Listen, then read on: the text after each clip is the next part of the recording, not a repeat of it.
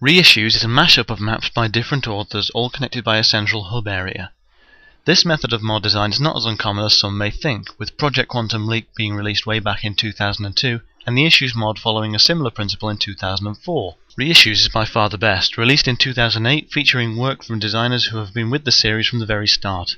As you can imagine, there's a lot of ground to cover with this review, so rather than do each chapter at a time, I intend to condense the whole thing down into a smaller portion of scrutiny and a side order of cruelty. Architecture throughout this mod varies immensely due to the ever-changing levels of skills provided by each designer. It is mostly excellent throughout, but there are some cases where it can look a little blocky and bare. Comparing the chapters Cyan and Lab Coats Required, for example, is like pitting a heavyweight boxer against a mildly enraged guinea pig. A lot of the developers seem to have a great deal of experience, and most of the levels have a profound sense of place. Coil, for example, shows examples of meticulous attention to detail, which can dramatically alter a map's appearance. Echo Transit seems to derive most of its architecture from the closing levels of Blue Shift, and while this is in no way a bad thing, when coupled with the crate-infested surface areas, I feel as though it could have been so much more. Texturing is another factor which for the most part has been fine-tuned by each author. There are a lot of custom textures, including the unequaled Submerge package by Blazier. Stock Half-Life textures are also used in several chapters, but as with architecture you can tell which designers have more experience. See, most mappers tend to get bored with vanilla Half-Life content within a few years and begin to bling out their creations with custom textures and prop models. In Reissues, the best examples of texture work are Satellite Trouble, the Scepter of Ra, and Cyan. The Scepter of Ra is an Egyptian blend of texturing genius. The architecture may not be a major selling point, but the custom textures make the whole experience feel new and unexplored.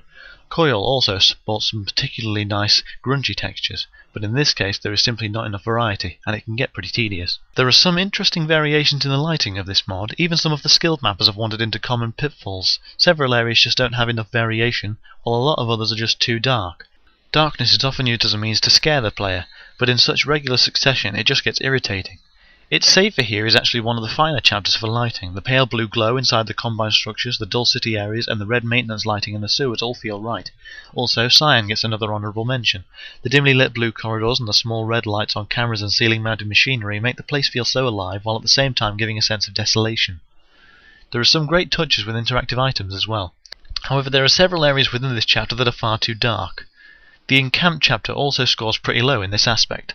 There are some areas containing fantastic texture work and architecture, but the lack of variety in the lighting methods make it feel plain and insipid. Ambience is used pretty well within this mod, which was a surprise to me. I was expecting several designs to slip up, leaving a few areas silent or going the other way and overusing sounds to the point of obscurity.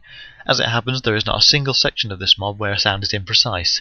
The use of chopped up G-man sentences in the intro and end sequences are a nice touch, and editing is spot on, with the speech still sounding as natural as the G-man can muster.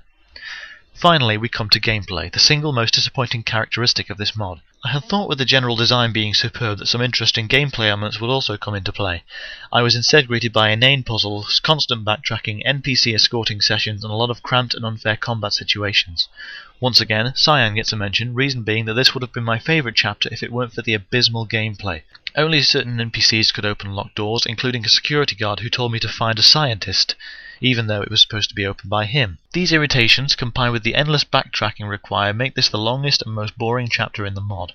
Encamped has a section where killing a vault would cause soldiers to attack one another, but this rarely seemed to work. Coil again involved backtracking and a lot of freedom, with very little info on what you were supposed to do. On the other hand, Satellite Trouble and its Safer Here have very nice combat sequences with plenty of room to maneuver, and the Scepter of Ra had some nice puzzles and 2 boss fights.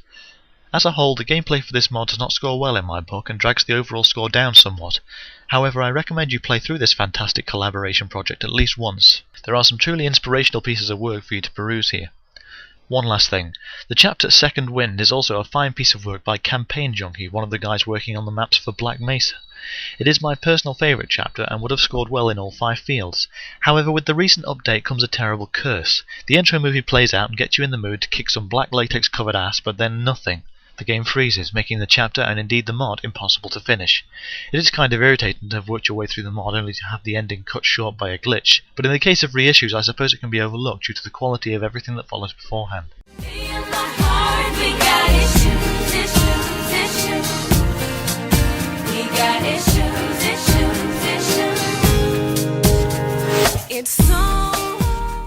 There are some interesting variations in the lighting of this mod. Even some of the skilled mappers have wandered into common pitfalls.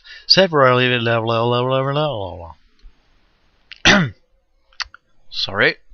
Ambience is used pretty well in this mod, which was a surprise to me. I was expecting several designers to slip up, leave a few areas silent, or go the other way and turn gay.